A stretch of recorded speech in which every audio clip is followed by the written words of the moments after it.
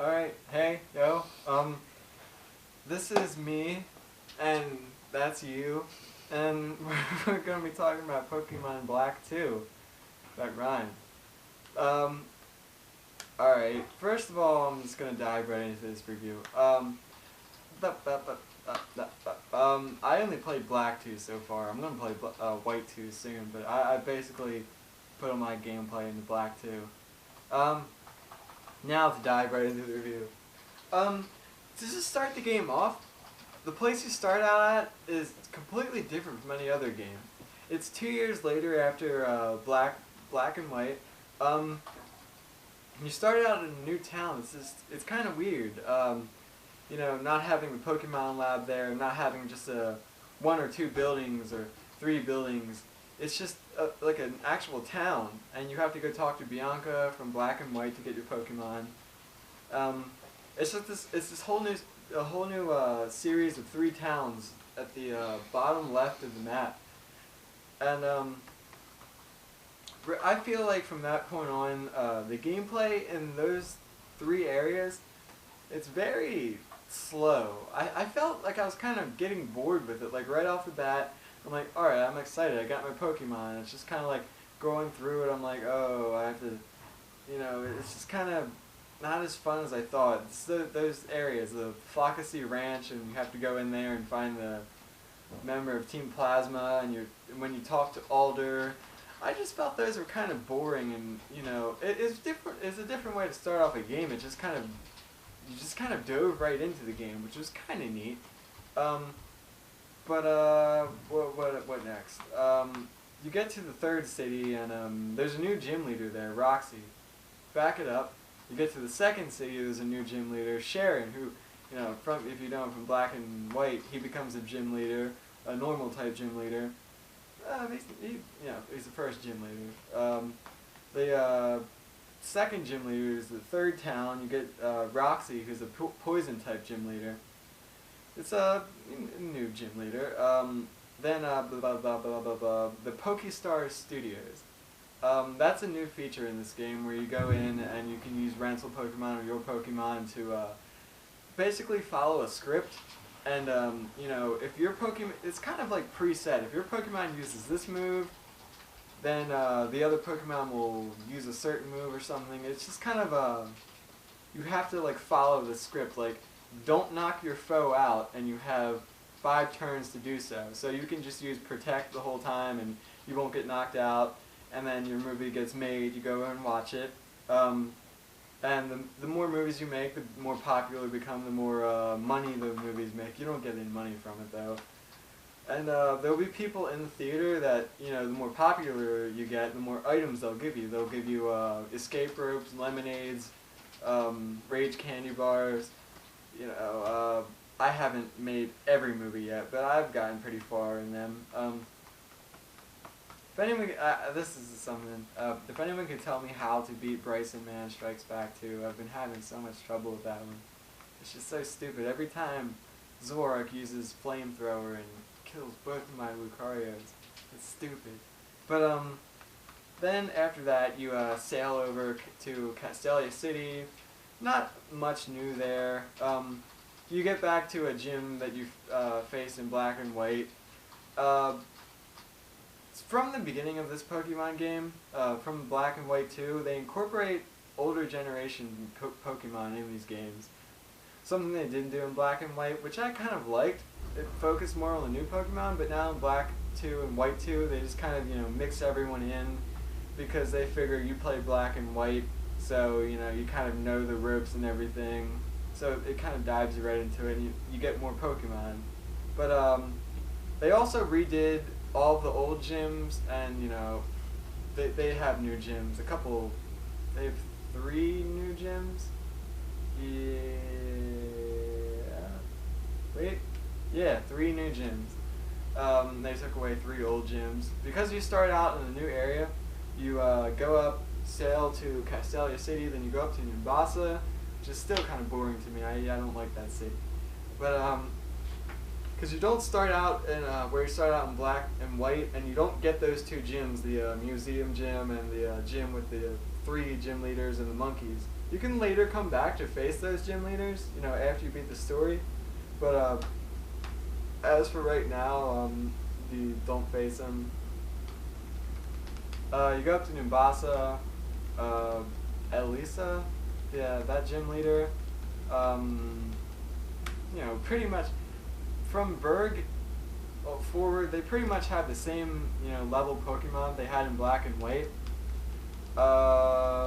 Then you go over to Driftvale, and they have this new Pokemon tournament sort of thing set up, where you enter your Pokemon and you basically go through brackets and stuff. It's kind of fun to do it sometimes. I mean, it's not super rewarding. You get like battle points so you can trade in for moves or items, but it's nothing like you know, not like Pokestar Studios where you get your moves put in and everything, and you know, you get items from people and you gain popularity. It's just kind of you go through, you get battle points, and you trade them in for something.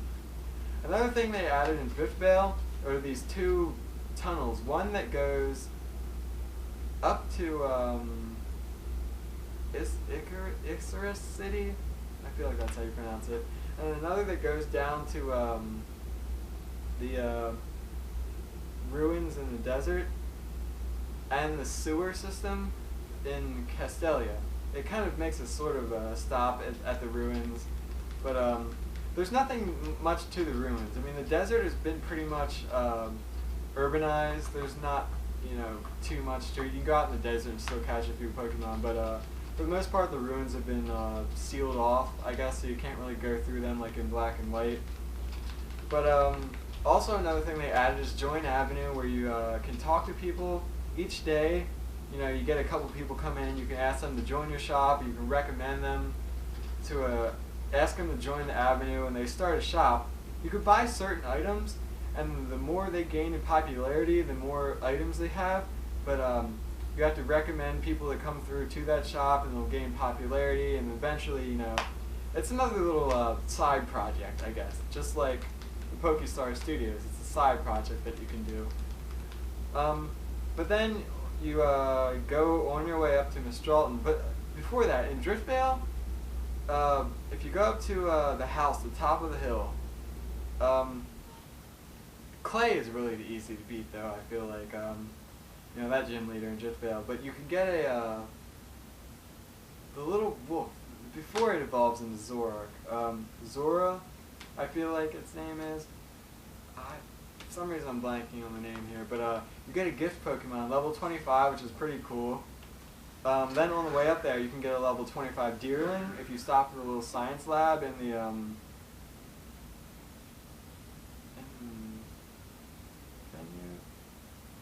yeah, you can get a Deerling in there. I was trying to think if that was Black and White, but you can get a Deerling from the scientist in the lab, and you arrive in Mistralton. You don't have to go to the bell tower place and ring the bell. That, I mean, you can if you want to train a little bit, but it's not really necessary in this game.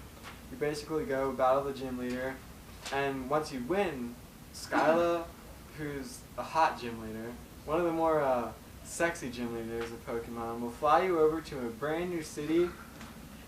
I forget the name of it, but it gives you like this sort of Mexico feeling to it. It's not really like a desert city, it's just a very small city, and then you go into this mountain, and Bianca you go around with Bianca, face a couple of trainers, come out on the other side at Undella Town, and there's, you have to, you know, face a couple of people and whatnot, in the mountain, but then from then on, you basically go up to Humalao. There's a new underwater tunnel that you can use. It's very good. It shows off the graphics. But that's the basic area of the map that you're going. It's kind of like a big, kind of go up, and it's like a big swervy thing that you're doing. But you don't go to Ixorus City yet, or the first 4 cities in Black and White. But basically you face the gym leaders. That's the overall story, I guess, that you're going through. And there's a couple of new features here and there.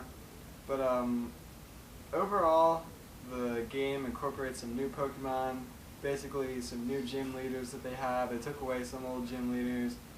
Um, there's really nothing too much different from Black and White other than the storyline. But I feel that Team Plasma is. I like the story better for this one than Black and White. Team Plasma sort of comes back and you know, catches Kyurem, and they're trying to use him for their purpose or whatever.